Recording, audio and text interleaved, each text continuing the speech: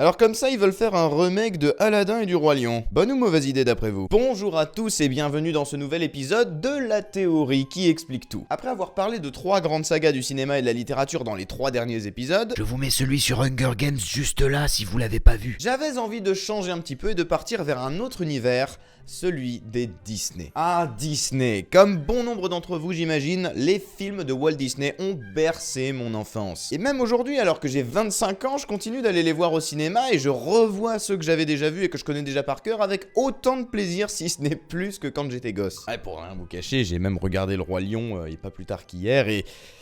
Bon bah j'ai kiffé, voilà, c'était bien, j'adore le Roi Lion, qu'est-ce qu'il y a? Merde à la fin. Et aujourd'hui nous allons nous attarder sur une théorie concernant l'un des grands classiques de chez Disney. L'un des films de chez Disney que personnellement moi je préfère et que tous les gens de ma génération connaissent absolument par cœur. Je veux bien sûr parler de Aladdin. Et du coup moi je suis prêt, donc si vous êtes prêts aussi, bah on y va. Let's go!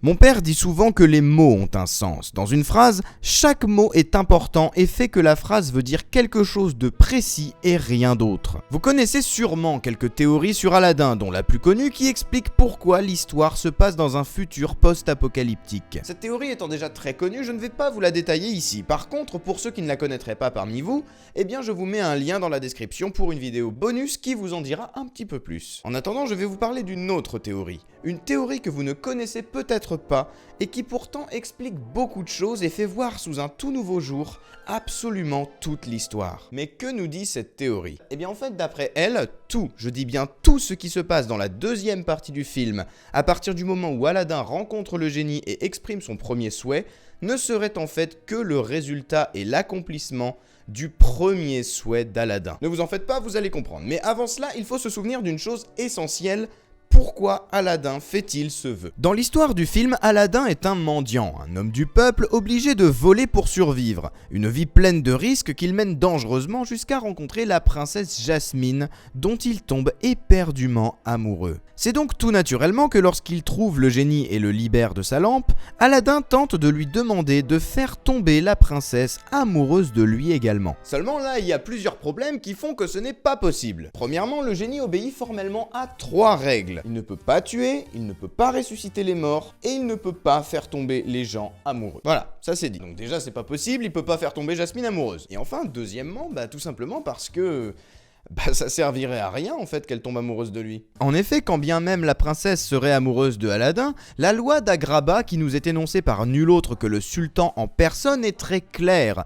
La princesse ne peut épouser qu'un prince, c'est la loi. Donc même si elle était amoureuse de lui, elle n'aurait pas le droit de l'épouser. Cela signifie que le seul moyen pour Aladdin d'avoir une chance d'épouser Jasmine, c'est de devenir un prince. Mais soyons lucides un instant, Aladdin est un mendiant. Il n'a aucun titre ni aucune légitimité qui lui permette de devenir prince. Et le seul moyen pour lui de devenir un prince, a priori, c'est justement d'épouser une princesse comme Jasmine. Et là, du coup, c'est un petit peu le serpent qui se mord la queue finalement. Parce que pour épouser Jasmine, il faut absolument qu'il soit un prince, sauf que pour lui, le seul moyen de devenir un prince, c'est justement d'épouser Jasmine.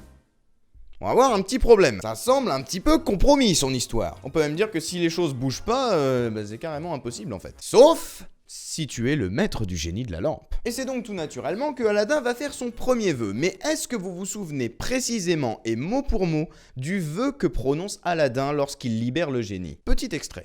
Génie, je souhaite que tu fasses de moi un prince. Super! Je souhaite que tu fasses de moi un prince. Il ne dit pas transforme-moi en prince ou alors je souhaite être un prince. Non, il dit fais de moi un prince. Vous vous souvenez quand je vous disais que les mots ont un sens? Qui se cache derrière ce moi? Eh bien oui, c'est Aladdin. Aladdin en tant que personne. Aladdin dans tout ce qu'il est et tout ce qu'il représente. Quand Aladdin demande au génie fais de moi un prince, ça veut dire qu'il veut rester la même personne, avec le même passé et avec la même personnalité. Il veut simplement atteindre le titre de prince à ce moment-là, quand il formule cette phrase avec ces mots-là, précisément. En gros, fais de moi un prince, ça signifie ni plus ni moins, fais en sorte que je me fraye un chemin vers le titre de prince tout en partant de la situation dans laquelle je suis actuellement. Parce que c'est ça, moi. C'est ce que je suis en ce moment même. Très bien, maintenant que vous avez ça en tête, j'ai une question pour vous. À quel moment Aladdin devient-il vraiment un prince ? Et oui, c'est à la fin, après qu'il ait accompli des exploits héroïques, après qu'il ait vaincu Jafar, et après qu'il ait sauvé Jasmine, la fille du sultan. C'est à ce moment-là que ce dernier décide de modifier la loi pour permettre à la princesse d'épouser Aladdin. Et c'est en épousant Jasmine à la toute fin de l'histoire que Aladdin devient un prince. En d'autres termes, tout ce qui se passe entre son premier vœu et la fin du film ne serait rien d'autre qu'une suite d'événements intégralement orchestrés par le génie afin de convaincre le sultan de laisser Jasmine épouser Aladdin. Et là, je vous connais, vous allez me dire la chose suivante. Non mais attends, parce que quand il revient à Agrabah avec les éléphants, avec le défilé, les danseuses et tout le toin-toin là, bah il est bien un prince à ce moment-là, non? Parce que pour ça qu'il fait ça, c'est pour pouvoir ensuite épouser Jasmine, non? Et non, mon jeune ami, à ce moment-là, Aladdin se fait passer pour un prince. Il est déguisé en prince. Mais à aucun moment, à ce moment-là, Aladdin n'est un prince. Et vous voulez une preuve à ça? Son nom. Et oui, quand il revient en ville, Aladdin revient sous une nouvelle identité. Il ne se fait pas appeler Aladdin, mais le prince Ali Ababwa. Ce n'est pas Aladdin. C'est un personnage inventé de toutes pièces par le génie. Le prince Ali n'est rien d'autre qu'une imposture qui lui permet de revenir en ville et de s'approcher de la princesse ainsi que du sultan.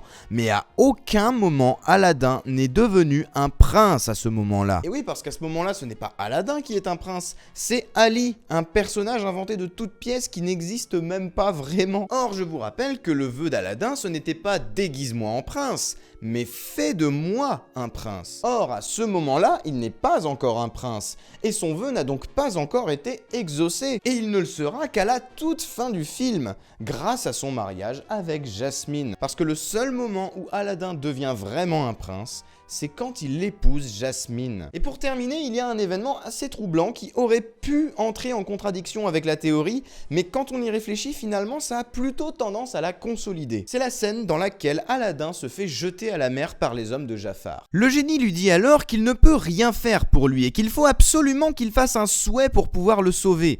Or, Aladdin, étant évanoui, ne peut pas prononcer de vœu. Et là, le génie le sauve quand même.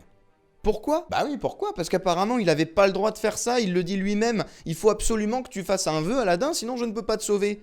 Alors pourquoi il le sauve? À moins que ce soit encore dans le cadre de son premier souhait. Puisque souvenez-vous, à ce moment-là, Aladdin n'a pas encore épousé Jasmine, donc Aladdin n'est pas encore un prince, et donc son premier vœu n'a pas encore été exaucé. Or, il a quand même fait son vœu, Aladdin, donc le génie est obligé de faire de lui un prince. Et donc, par conséquent, vu qu'à ce moment-là, il n'en est pas encore un, il est obligé de le sauver sans que Aladdin le lui demande, pour pouvoir faire de lui un prince après. Et donc ce n'est pas juste par gentillesse que le génie va sauver Aladdin sans même qu'il fasse un vœu. C'est tout simplement parce qu'il est obligé de le sauver. Parce que sinon, son premier vœu n'aura pas encore été exaucé puisqu'il ne sera pas devenu un prince s'il meurt. Ah bah oui, le génie, en fait, il n'est pas forcément gentil à ce moment-là quand il sauve Aladdin.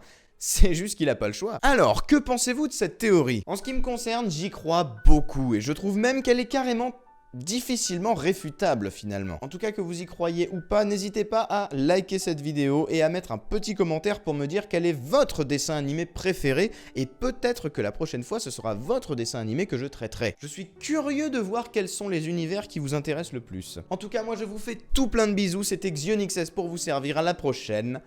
Ciao!